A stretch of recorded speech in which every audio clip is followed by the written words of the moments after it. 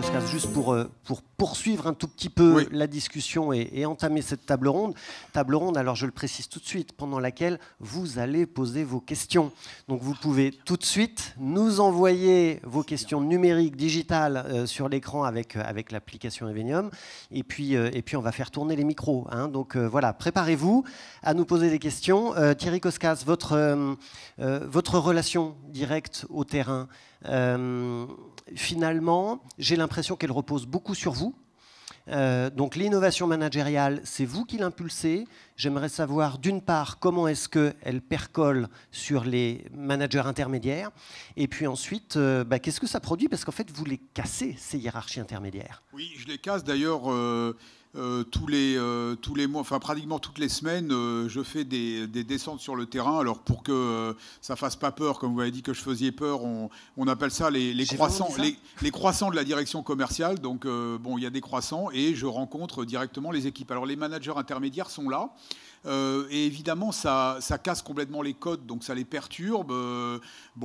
Parce que j'ai l'occasion de parler comme ça directement à l'ensemble du personnel, donc ça les perturbe. Mais j'essaie qu'ils ne soient pas un frein, mais plutôt qu'ils accompagnent de ce mouvement. Et en particulier, ce que j'ai demandé à chacun des managers, c'est, on a chez nous ce qu'on appelle un 360 degrés, c'est-à-dire on demande au personnel de noter les managers, et réciproquement. Et donc, chacun des managers de ma direction a fait ce qu'on appelle un 360, donc il a eu le feedback direct, anonyme en plus, c'est pratique, de l'ensemble de son personnel, qui ont dit est-ce que tu es un bon manager ou pas un bon manager. Et je peux vous dire que pour certains, ça a été extrêmement perturbant, mais une expérience super positive, parce que j'ai demandé à tous de le prendre positivement et de progresser avec son personnel. Donc j'essaye qu'il ne soit pas un frein, mais qu'il m'accompagne dans ce mouvement de proximité avec le personnel. Anne Lesgen, chez vous, chez Schmidt Group, vous avez une taille nettement plus restreinte que celle de Renault. Est-ce que ce type de pratique pourrait être applicable chez vous? Ça vous évoque quoi, ce que nous dit Thierry Koskas? Pas mal de choses. Alors, chez nous, ils ont moins peur quand on va dans l'usine. Alors, nous, on fait des 360 aussi. On démarre par des 360. On fait des petits déj. Moi, je fais des petits déj tous les dans lequel je demande que doivent venir maximum 5 ou 6 personnes pour qu'on puisse vraiment avoir un échange. On peut parler de la pluie et du beau temps de leurs gamins, ou on peut parler d'un truc qui les enquiquine tous les jours au boulot. Donc, c'est vachement variable. Et des gens de tous les horizons, toutes les hiérarchies, etc. C'est vraiment intéressant. Ça crée du lien entre eux et une proximité. L'autre DG le fait aussi, etc. On fait des choses comme ça. Après, on pratique des audits aussi sur le terrain. On va vérifier l'application du déploiement et des objectifs stratégiques dans l'entreprise jusqu'au niveau le plus opérationnel. Et il faut qu'il y ait toujours 2 membres de l'équipe de direction qui participent. Et c'est les opérateurs qui présentent, c'est les gens des services, enfin on le fait dans toute l'entreprise. Et c'est eux qui présentent le fruit de leur travail, soit sur des chantiers de progrès permanents, soit sur d'autres types d'actions qu'ils ont menées. Et ça donne un vrai contact, c'est un vrai feedback réel. Mais on le fait toujours en accord avec on le fait toujours main dans la main avec la hiérarchie, puisqu'on considère qu'elle doit être... C'est quand même la hiérarchie qui, à un moment donné, doit accompagner le sens qu'on veut donner à l'action qu'on mène. Donc nous, on peut donner la direction, mais on peut pas s'affranchir de la hiérarchie. On a besoin d'eux pour le porter au quotidien. Donc c'est bien d'avoir ce contact direct. C'est bien de l'avoir aussi dans le réseau, d'aller voir les magasins, d'avoir des tas d'opportunités pour le faire.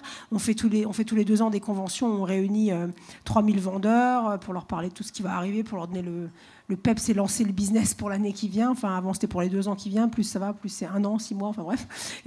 Mais là aussi, cette proximité, d'être près d'eux, de leur parler, d'entendre leurs besoins, etc., c'est vraiment essentiel, en fait, parce que vous enlevez un filtre. Après, on teste des choses. On teste un réseau social aussi pour voir comment est-ce qu'on pourrait avoir un mode de coopération différent, mais aussi de communication différent avec l'ensemble des équipes. Et ça, alors, on est en test. On ne sait pas si on va le déployer aujourd'hui, mais ça a le mérite d'aplatir sacrément la hiérarchie et d'avoir voilà. Après, il faut prendre du recul aussi sur ce qu'on apprend en direct pour pas être dans dire c'est parce que j'ai entendu ça par 3 personnes sur le terrain que c'est la réalité. Donc, il faut mettre un filtre derrière ça aussi. Et ça, c'est les managers qui doivent nous aider à le faire aussi. Mais cette proximité est essentielle. Donc, aplatir la hiérarchie, mais pas aller jusqu'à l'entreprise libérée où il n'y a plus que 2 niveaux hiérarchiques, quoi. Mais pour moi, l'entreprise libérée, ça ne veut pas dire qu'il n'y a plus de niveau hiérarchique. Ça veut dire que les gens sentent la liberté de prendre des responsabilités, des décisions. Et c'est un métier d'adulte. Et les collaborateurs, ils ne réclament pas qu'il n'y ait pas de hiérarchie. Au contraire, c'est très déstabilisant et angoissant. Les gens veulent de la hiérarchie, mais ils veulent un manager qui donne du sens, qui les comprenne, qui les écoute, qui les aide, et pas un manager qui est uniquement là pour tu dois faire ça et voilà comment tu dois le faire. Le manager est là pour aider à donner le sens, mais après il y a de la confiance à donner pour le comment on va le mettre en œuvre. Laurent Mercat, vous procédez comme ça aussi chez Smooth? Je pense qu'on est un peu atypique, nous. Voilà, vous êtes des entreprises très structurées, nous, on est des entreprises jeunes qui sont en croissance, donc les problématiques sont complètement différentes. Je rejoins quelques éléments dont on a discuté tout à l'heure pendant la pause. Nous, c'est pas comment on va aider les gens à se motiver, mais comment on va contrôler leur motivation pour pas que ça parte en cacahuète, quoi, pour pas que les personnes voilà, se saturent complètement. La problématique d'entreprise en croissance qu'on a, c'est, à l'inverse de vous, apporter de la structuration dans des entreprises qui sont par nature complètement déstructurées, avec des évolutions d'effectifs qui sont permanentes. Donc la difficulté qu'on a en tant que petite boîte, bon, ça, je ne sais pas si c'est très relevant par rapport à cette journée, mais on est né sur des compétences complètement variées, où dans la boîte, il n'y en avait pas deux qui faisaient la même chose. On a tenté d'abord, dans un premier niveau de croissance, de doubler chaque fonction pour qu'à minima, s'il y a un couac sur l'un, ça puisse passer à l'autre et qu'il y ait de la structuration d'entraide dans des micro-équipes. On est monté en effectif, donc on a créé des services, on structure, on essaie de faire le contraire de ce que vous faites en ce moment. C'est-à-dire, on était vraiment dans du foisonnement permanent qui crée du bazar complet. On a structuré en mettant des managers et en ne surtout pas les shortcutant sur des niveaux de responsabilité. Mais par contre, dans la convivialité, dans l'esprit, les gens sont tellement impliqués, tellement satisfaits de travailler chez nous parce qu'on parle beaucoup de nous, parce que le secteur est sympa, que voilà, c'est plutôt être vigilant quant au risque humain, parce que quand on est une petite boîte, le risque humain, il existe chez vous dans les gros groupes, mais une petite boîte, c'est encore pire, quoi, parce que il y a quelques managers clés, s'il y en a un qui pète un câble, l'ensemble de l'entreprise peut s'écrouler. Donc voilà, c'est des problématiques un peu différentes, mais voilà. Vous faites des selfies avec vos collaborateurs? Ouais, j'ai pas besoin. On en fait, oui, on en fait sur les salons. Toute occasion est bonne. On organise quand même des séminaires globaux, semestriels, souvent sur nos projets. Donc l'an dernier, on l'a fait à Marrakech, c'est plutôt sympa. Les billets d'avion sont pas trop chers. On se retrouve sur un projet, c'était la COP22 en même temps. Donc ça fait en fait une émulation très sympa. Entre Noël et le jour de l'an, on va le faire à Paris. Donc on a pile poil dans un moment de difficulté quand même, les fêtes familiales, trier ceux qui pouvaient, je dirais, se permettre de ne pas être en famille. Et on a en fait plus d'effectifs que de gens qui veulent passer les fêtes avec nous. Et on transforme des difficultés en trucs merveilleux en disant, venez, on va travailler comme des brutes, mais on va faire ça dans une ambiance de fête. Et le projet qu'on va faire naître va être magnifique. Ça donne envie, hein. C'est pas mal, non, mais je vous invite à postuler chez nous, il n'y a pas de problème.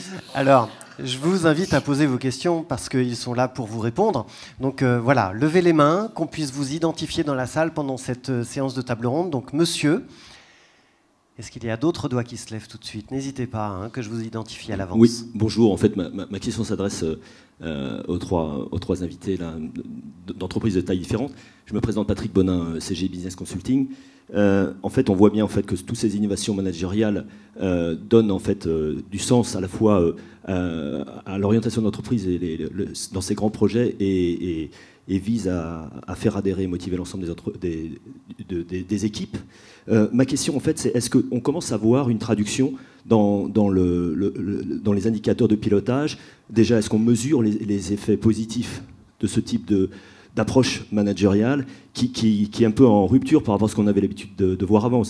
On a généralement le manager un peu trop empathique il y a quelques années, je pense que ce soit dans le groupe Renault ou dans d'autres groupes de cette taille, pouvait pas forcément être la cible à atteindre quand on voulait avoir une progression dans l'entreprise. Est-ce qu'aujourd'hui, ce côté empathique mais projectif qui donne du sens pourrait aujourd'hui être mesuré comme étant vraiment un gain au niveau de l'efficacité opérationnelle des employés de l'ensemble de l'entreprise?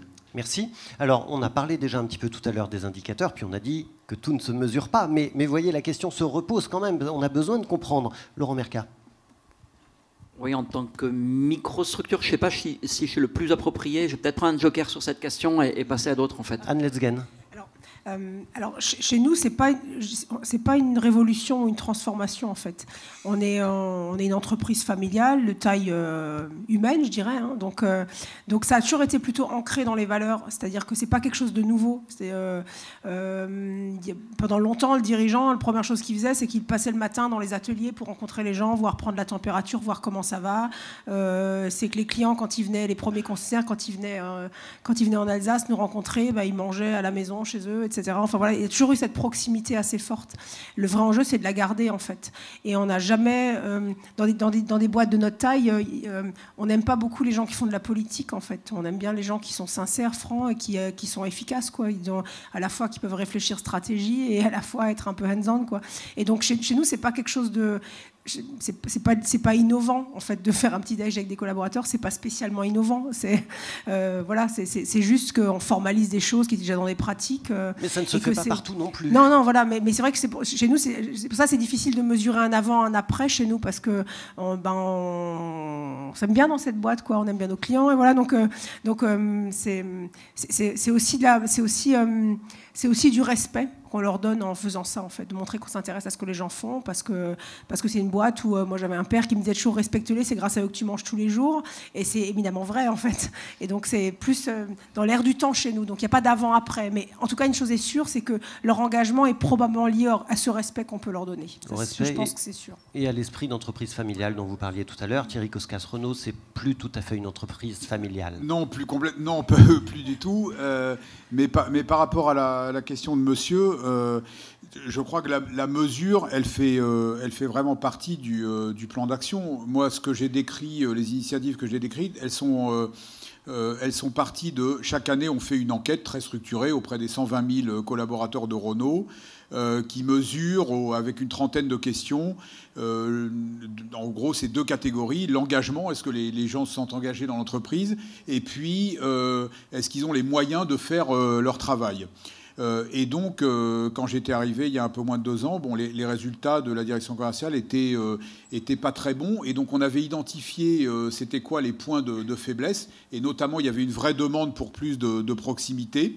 Et donc, on a répondu à ça par des actions très concrètes. Et effectivement, 1 an plus tard, on voit les progrès sur ces enquêtes. Donc, pour nous, c'est vraiment la mesure qui nous a, je dirais, imposé ce plan d'action. Après, il y a la personnalité de chacun qui fait que moi, j'ai décidé de faire ça, peut-être d'autres auraient décidé de faire autrement. Mais en plus, on a annoncé au personnel, voilà, on vous a écouté, voilà les résultats, ils sont pas bons, et voilà les actions, il n'y en avait pas 10, il y en avait 3, voilà les actions qu'on va mettre en place. Donc voilà, la mesure, ça fait vraiment partie du process.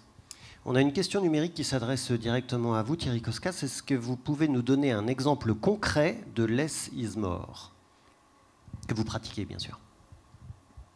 Un exemple concret de less is more, je dirais, un bon exemple, c'est le fait que nous avons réussi, pour la première fois depuis peut-être 10 ans, à réduire nos dépenses marketing, qui sont, je ne dirais pas le montant parce que ça va faire peur à certaines personnes ici, mais qui se chiffrent en milliards. Et donc on a réussi à le... Je pense que ça faisait à peu près 10 ans qu'elle continue à augmenter, donc on a réussi à le baisser, mais avec... des instruments très concrets, notamment un recours de plus en plus massif au digital, et qui change complètement notre manière aussi de nous adresser aux clients, etc. Et donc, mais aussi, je crois, une notion de frugalité. On était avec le président ce matin, et il nous disait justement que l'une des choses qu'il avait remarqué, c'était le feeling ou le sens de la frugalité qui va dans les équipes, qui diffuse dans les équipes marketing. Il a remarqué ça. Ouais, et ça m'a fait assez plaisir parce que d'ailleurs c'était pas lié spécialement à moi, parce que c'est vraiment les gens chez moi qui diffusent ça, alors qu'on est sur des croissances à 2 chiffres de nos chiffres d'affaires, de nos volumes, etc. Mais on n'augmente plus nos dépenses marketing. Et il l'a remarqué, ça m'a fait plutôt plaisir.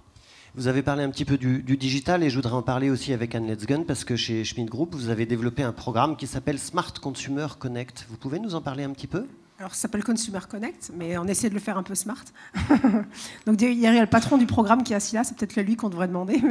Mais le principe, c'est qu'évidemment, notre métier du retail se transforme très fortement avec le digital. En tout cas, on sait qu'il est en train de se transformer et qu'il va se transformer de plus en plus. On ne sait pas forcément exactement où ça va aller, mais il y a quand même quelques hypothèses qu'on fait, quelques tendances qu'on prend. Et l'idée, c'était de dire, il y a pas mal de choses qui sont en train de se démarrer à gauche, à droite, et c'était de mettre ensemble toutes ces initiatives et surtout de s'interroger sur ça va être quoi. D'abord, on s'interrogeait sur le parcours client et maintenant de plus en plus sur ça va être quoi l'expérience qu'on va faire vivre à nos clients. Et donc, il y a tout un programme qui fonctionne autour de ça, donc qui est animé par Franck, notre directeur organisation d'information, et par la direction marketing, avec des gens du retail, de l'animation du réseau, etc. Et l'idée, c'est de se dire, réfléchissons à l'expérience qu'on va faire vivre à notre client et par quelles sont les briques qu'on doit mener. Alors évidemment, il y a toute une partie digitale, mais c'est d'abord un programme business, c'est de se dire, c'est quoi l'expérience de nos clients et donc de nos collaborateurs. Et la techno va venir très fortement transformer ça, peut devenir un vrai exhausteur de goût, dans ces choses-là, mais il faut pas faire de la techno pour de la techno, quoi. Au début, le risque, c'était de se dire, on met des lunettes 3D dans les magasins, on met des tablettes pour les vendeurs et tout. Okay. Et après, on se dit, peut-être pas. Peut-être qu'il faut réfléchir à d'abord ce qu'on veut pour notre client, qu'est-ce que lui il veut, de quoi il a besoin, comment on améliore la performance des ventes en magasin. On sait que les gens viennent de moins en moins en magasin aussi. Alors quand ils viennent, on dit toujours pourquoi il faut rétribuer, comment on va rétribuer leur effort de s'être levé de leur canapé pour venir vivre une expérience différente. Donc c'est tout ça à quoi on réfléchit. Et la techno, c'est la cerise sur le sundae, mais c'est pas la techno pour la techno, en fait. Il se trouve que la techno vient bousculer tout ça et qu'il en faut et qu'il faut le faire de façon maligne et agile et frugale aussi, parce que la techno peut coûter beaucoup, beaucoup d'argent si on ne réfléchit pas un peu en valeur que ça crée pour le client. Donc il ne faut pas se noyer, il faut rester focus business et client. On a une question qui s'adresse à tous les trois, de quelqu'un qui reconnaît votre innovation managériale et qui la salue et qui dit, mais est-ce que vous utilisez aussi les modes de management participatif à la méthode Post-it ? Est-ce que vous faites ça chez Schmidt Group ?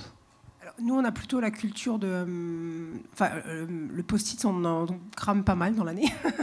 On utilise beaucoup parce qu'on... En termes de technique de management, donc ouais. Créer de l'intelligence collective, trouver des réponses ensemble à une question qui est peut-être épineuse, mais voilà, en groupe, en 10 minutes, on va trouver des réponses. On travaille beaucoup sur des outils de progrès dans lesquels on utilise les post-it très clairement. C'est assez couramment utilisé chez nous, on le pratique beaucoup parce que ça donne la parole à tout le monde. Donc on le pratique assez régulièrement, effectivement. Ouais. Oui, nous, on est assez habitués de ces méthodes parce qu'on est une société agile, on fait beaucoup de brainstorming. Là, en production assez compliquée dans le cadre du projet parisien, puisque c'est quand même x10 en chiffre d'affaires en une année, on utilise la méthode OBEA, par exemple, qui est une méthode...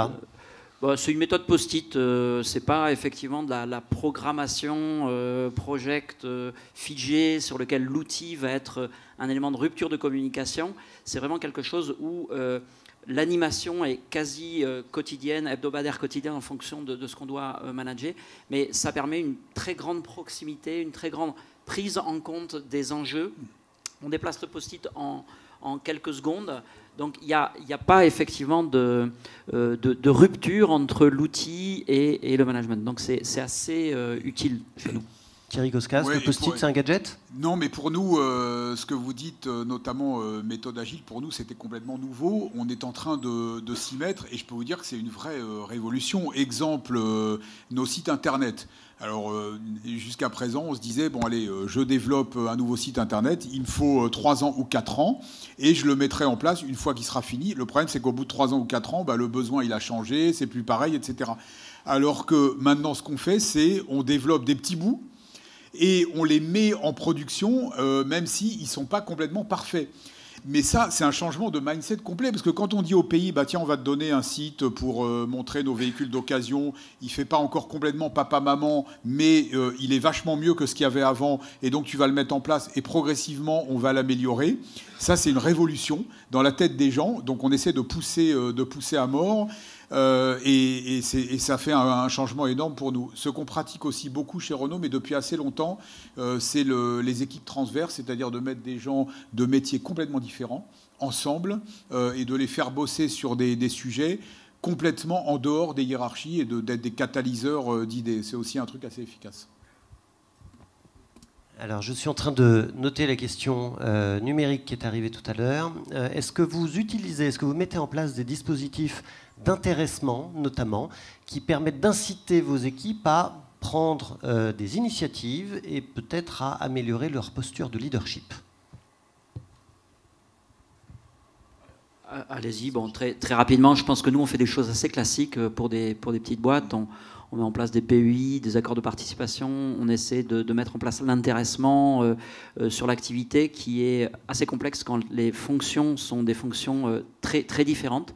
Donc nos difficultés, nous, c'était vraiment de savoir quels sont les bons indicateurs pour mesurer la performance, et on est obligé de passer pas mal à du qualitatif, d'être pas mal basé sur les entretiens individuels et d'être vigilant à ce que ça ne génère pas, ce qualitatif, du jugement à la tête du client qui peut être extrêmement perturbateur. Donc on met ça en œuvre et puis on essaie d'ouvrir le capital aussi dans les limites légales, 3% du capital de l'entreprise, et c'est des choses qui motivent.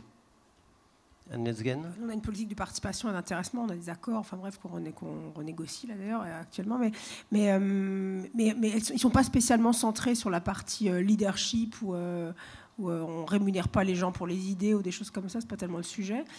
Par contre, on les incentive dans l'accord, on essaie d'avoir des sujets qui sont autour de la performance de l'entreprise, du développement de son business, de son niveau de qualité, des choses qui sont autour de la performance globale où tout le monde peut voir en quoi il peut agir, et on essaie de l'animer assez régulièrement pour qu'on puisse voir comment ça évolue. Puis après, il y a des initiatives qui sont plus personnelles, mais qui sont liées à des... là, on a une problématique qualité, donc tout le monde ça va être aligné sur la partie, ça va être l'objectif commun de chez tout le monde cette année, mais il peut y avoir des objectifs assez personnels, mais c'est pas spécialement en termes de leadership ou de choses comme ça. Par contre, nous, on a acté aussi de dire un collaborateur ou un manager qui serait défaillant sur l'incarnation qu'il a des valeurs de l'entreprise, ça doit être un frein aujourd'hui.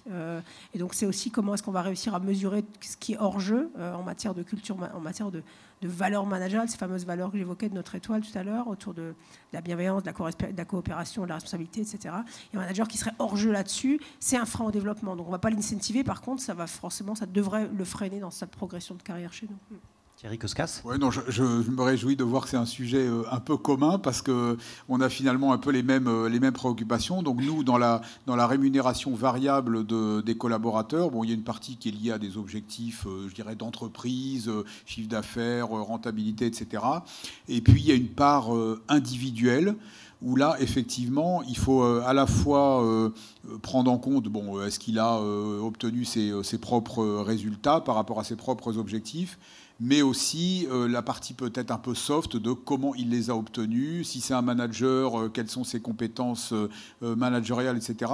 Et donc il faut toujours trouver le bon équilibre entre la pure note de gueule, entre guillemets, et puis le truc purement mathématique où on dit bah, t'as fait tes résultats, t'as pas fait tes résultats, etc. Donc on essaie de trouver un équilibre entre les deux. Moi j'ai connu beaucoup de formules où le balancier il allait une fois d'un côté, une fois de l'autre, et donc on essaye de faire un bon équilibre, mais c'est très difficile. D'ailleurs, nous, on s'interroge aussi, c'est de dire, est-ce qu'on ne devrait pas avoir plus d'objectifs qui sont communs à un certain nombre de collaborateurs? Parce on est dans la même réflexion aussi, pareil. Le pur pareil. individuel, on ne peut pas prôner la coopération entre les équipes et dire chacun a son truc individuel. Ouais. Bon, c'est limite aussi. Hein. Pareil, oui. Je vous repasse le micro dans la salle. Vous avez d'autres questions, probablement, pour nos intervenants? Non. Donc, on a une question, madame, devant. Une question de monsieur deux rangs derrière au centre, et puis on a monsieur là-bas. On va prendre les trois questions d'un coup, si vous le voulez bien. Oui, bonjour. Ça marche, présentez-vous et approchez bien le micro. Je suis pas... Ah si, c'est bon. Bonjour à tous, Sandrine Blec-Recoquillier, Renault.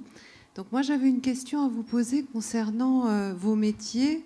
Alors vous êtes dans des réalités effectivement différentes, mais aujourd'hui, chacun d'entre vous, finalement, comment vous gérez l'adaptation des compétences à l'évolution de vos métiers? Merci.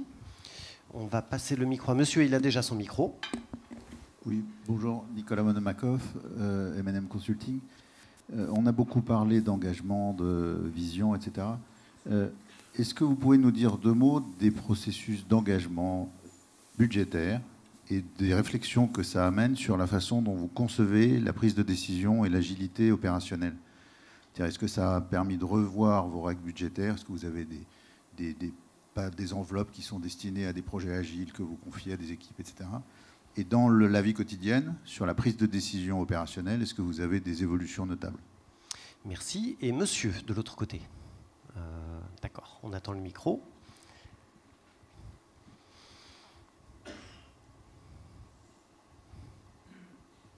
Oui, François Durnay, je me suis déjà présenté. C'est pour Madame Letzgen sur Schmidt Group.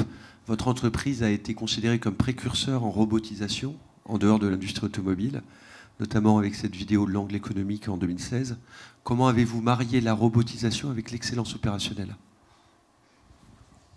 Alors, Anne Letzgen, je vous propose de commencer par vous. On parle ensuite d'adaptation des compétences à l'évolution des métiers. Et puis après, on parlera sur les processus d'engagement budgétaire. Alors, en fait, déjà, on n'aurait pas pu faire un site très robotisé si on n'avait pas des bases en matière d'excellence opérationnelle. Parce que ça nécessite, enfin, un site robotisé comme notre site, le dernier site qu'on a, il nécessite que les choses fonctionnent bien, que chacun sache ce qu'il a à faire. Enfin, ça donne pas droit à l'erreur puisqu'il y a moins d'ajustements humains qui peut se faire. Donc déjà, vous avez besoin d'avoir un certain nombre de fondamentaux en matière de gestion des données, en matière de qui fait quoi, en matière de maintenance. Voilà, un site qui est très où il y a moins d'humains, il y a plus de machines, vous êtes obligé d'avoir une bonne maintenance, sinon le truc s'arrête, quoi. Et comme nous on fabrique pas de stock, on fabrique uniquement à la commande, on n'a juste pas le droit que ça s'arrête en fait. Donc je dirais le fondamental, un des fondamentaux, un des prérequis pour un site robotisé comme ça, c'est justement cette excellence opérationnelle, parce que c'est juste indispensable, sinon ça ne fonctionne pas. L'ajustement mutuel humain, il est moins possible dans un site comme ça. Donc c'est vraiment, je dirais que c'est un prérequis, voilà. Et du coup pour faire le lien avec la partie compétences, c'est aussi, ça se prépare en fait l'arrivée. Enfin, plus on s'automatise, plus on se robotise, plus il faut préparer ça, plus il faut accompagner les compétences des collaborateurs qui vont piloter ce genre de site. D'ailleurs, nous, par exemple, ce qu'on fait quand on fait un nouveau site industriel, les équipes projets qui bossent sur le site, elles vont être impliquées dans le management du site au départ. Donc là, on est en train de préparer, de recruter des chefs de projet qui sont souvent des gens assez jeunes, hein, pour travailler sur une nouvelle usine qu'on veut démarrer, qui va être une usine assez robotisée aussi. Donc chaque usine tient compte des précédentes et on cherche des chefs de projet pour ça et qu'on va préparer déjà sur le terrain aujourd'hui des autres usines, mais qui vont devenir, après avoir construit cette usine, les managers de cette usine aussi. Donc pour qu'ils éprouvent ce qu'ils ont imaginé, quoi. C'est facile de faire un beau truc, mais après il faut le faire tourner. Donc c'est aussi intéressant de tester cette vraie vie, mais voilà, ça veut dire beaucoup d'anticipation, etc. Donc pour moi, l'expérience opérationnelle, c'est indispensable, sinon vous ne pouvez pas robotiser, automatiser, ça ne marche pas en fait. Ouais. Laurent Mercal, adaptation des compétences à l'évolution, à la phase de croissance, on en a déjà parlé un Oui. peu, mais aussi à l'évolution des métiers. En fait, c'est extrêmement facile dans une entreprise agile et en forte croissance de réadapter les compétences en permanence parce que chez nous, en fait, on a des besoins d'effectifs importants à notre petite échelle qui nous permet d'aller piocher des compétences qu'on n'a pas, qui nous permet de revoir en interne en fait des profils de personnes qui avaient 3 fonctions de base. Ils étaient excellents dans les 2 premières, la troisième ça pêchait complet. On recrute quelqu'un beaucoup plus spécifique en fait en divisant les tâches. Donc c'est en fait quelque chose qui a été dans une entreprise en croissance extrêmement simple à gérer, sans donner le sentiment que tout nouveau collaborateur était plutôt le collaborateur du devenir et que les employés précédents en fait n'avaient pas d'évolution. Donc on a essayé de construire ça d'abord en réfléchissant aux personnes présentes, comment on peut les faire évoluer par rapport à leur performance interne avant de penser à combler les vides par des nouveaux recrutements. Donc c'est un peu complexe quand même pour harmoniser les évolutions d'effectifs. Ça perturbe certains qui n'arrivent pas en fait à supporter les évolutions trop rapides et qui préfèrent des cadres un petit peu rigides. Mais voilà, à notre petite échelle, c'est la manière dont on l'a géré.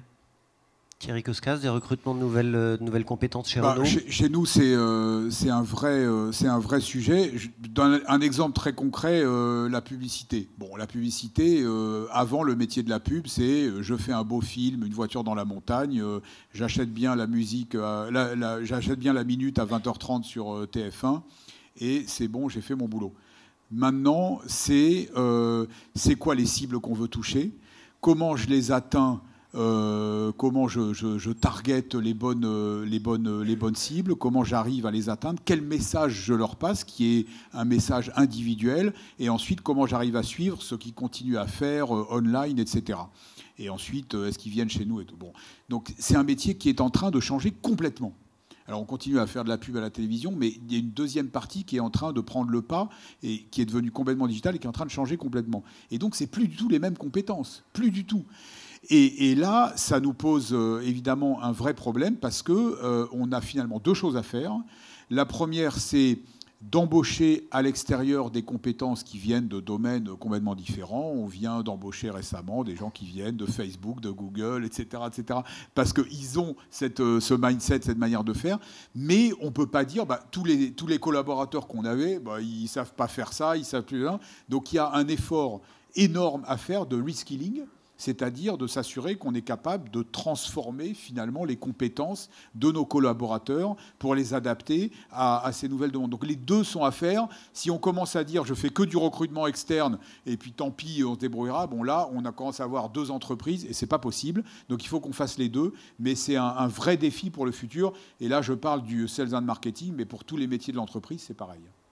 Et concernant la question de monsieur sur les processus d'engagement budgétaire et l'agilité de l'entreprise, quelle relation vous faites, comment ça se passe ?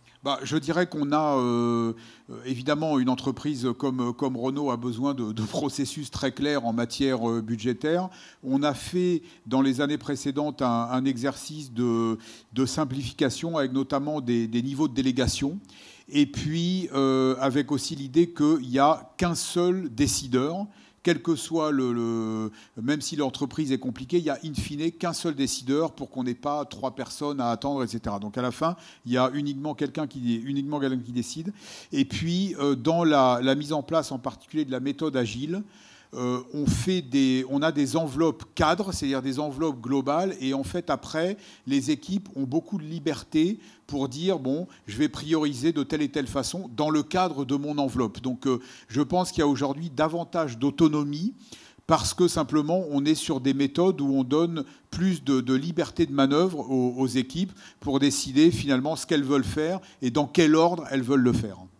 Anne Lesgen, ça vous parle ou vous avez un fonctionnement radicalement différent ?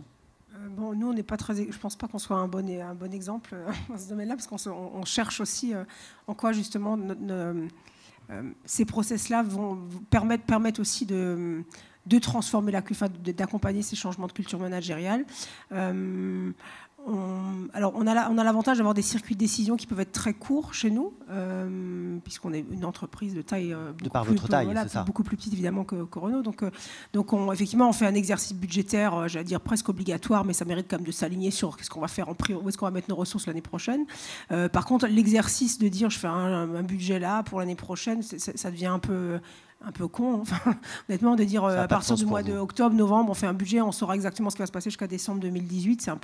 Ça devient un exercice stérile dans le monde dans lequel on vit. Donc, il faut quand même qu'on réfléchisse à comment est-ce qu'on peut faire les choses différemment pour ne pas refaire un budget tous les mois et pour ne pas s'enfermer justement dans des décisions qu'on aurait prises maintenant. Donc, aujourd'hui, on cherche vraiment, on ne doit pas être très bon là-dedans, mais on cherche vraiment un truc qui soit qui implique plus les gens, qui les responsabilise plus, mais aussi qui nous permette d'avoir plus de souplesse. Alors, comme dit, nous, on peut l'avoir en cours d'année parce que on a ce besoin, ça a été évoqué ce matin, notre souhait, c'est d'abord la pérennité, vraiment. Et donc, on est capable de dire, là, on a envie de mettre cet argent-là parce que ça nous paraît utile et c'est bon pour la pérennité de la boîte, donc on peut réagir rapidement. Mais l'exercice budgétaire annuel, pour moi, il est devenu un exercice obligatoire. Et c'est bien de le faire, mais ça ne répond plus aux besoins de vie de l'entreprise, je trouve. Laurent Mercat, une réaction ? Une réaction que, même en tant que petite boîte, je retrouve des éléments dans ce que vous dites. Chez Renault, pareil, dans l'évolution des effectifs, on ne peut pas faire évoluer une société si on ne part pas en fait, de ce qu'elle est à la base et du respect effectivement des équipes précédentes. Il faut d'abord penser effectivement à l'évolution interne avant d'aller chercher de la ressource à l'externe, même si la ressource externe peut être tout à fait indispensable. Donc là, on se retrouve, et je vous retrouve aussi sur les aspects budgétaires, parce que les évolutions étant tellement... On est en croissance à 2 chiffres chez nous, 3 parfois, donc c'est compliqué, et les exercices budgétaires traditionnels ne collent pas. Donc, il faut garder des grosses masses, il ne faut pas faire n'importe quoi, il faut être vigilant sur la rentabilité, sur le business model toujours. Donc on fait du pilotage en fait plutôt grosse masse, quoi. Une dernière question qui a été posée sous une forme presque identique tout à l'heure, une question digitale, que je pose à tous les trois, et je vous demanderai une réponse courte. Comment est-ce que vous faites, puisque vous pratiquez l'innovation managériale à vos niveaux chacun, comment est-ce que vous faites pour qu'elle se réplique en cascade sur votre management intermédiaire et in fine sur les collaborateurs sur le terrain? Est-ce que vous avez réfléchi à ça? Est-ce que vous le travaillez? Et est-ce que vous y parvenez? Bon, moi je peux très rapidement dire, moi je crois beaucoup à la force de l'exemple, c'est-à-dire à un moment, par l'attitude, par ce que je montre, etc., pas la prétention d'être le parfait manager, je montre l'exemple et je me considère aussi beaucoup comme un coach, c'est-à-dire que j'essaie de faire grandir mes managers, mes N-1, en leur disant qu'un jour, ils feront comme moi, mieux que moi, enfin, ils seront un jour les dirigeants de l'entreprise, et donc d'essayer de les faire progresser, mais plus par la force de l'exemple. Donc c'est vraiment pour moi ça qui est essentiel. Merci, Anne Lesgen. Moi, je crois beaucoup à l'exemplarité aussi. Hein. Si vous permettez des choses, il faut que les autres puissent le faire aussi. L'inverse, voilà, il y a certaines choses, faut pas, si vous les faites, il faut aussi accepter que les gens vont le faire aussi. Voilà, ça, alors, en plus, moi, je me considère pas forcément comme un extraordinaire manager, donc j'ai pas vocation à leur donner des cours sur le sujet. Mais effectivement, sur cette partie proximité qu'on a évoquée, droit à l'erreur, des choses comme ça, là, je pense que l'exemplarité est vraiment clé, en fait. Si vous pouvez pas demander à vos managers d'être proches de leurs équipes, si vous-même, vous êtes dans une tour d'ivoire. Il faut être cohérent. Laurent Mercat. Oui, dans une entreprise à très petits effectifs, pour nous, on souffre pas mal de manque de communication. Donc, à la base, c'est être sûr que les directions, les visions soient effectivement d'abord bien transmises. Et en général, la communication peut être rapide. Les problèmes qu'on a, c'est souvent les problèmes de patates chaudes, en fait, des sujets en l'air qui ne sont pas attribués, que les gens vont prendre par initiative, surtout initiative personnelle, surtout ne pas leur en vouloir de prendre ces sujets de manière trop spontanée, mais c'est tenter d'organiser ça. Donc nous, les choses vont tellement vite que c'est plutôt la communication qui reste à organiser.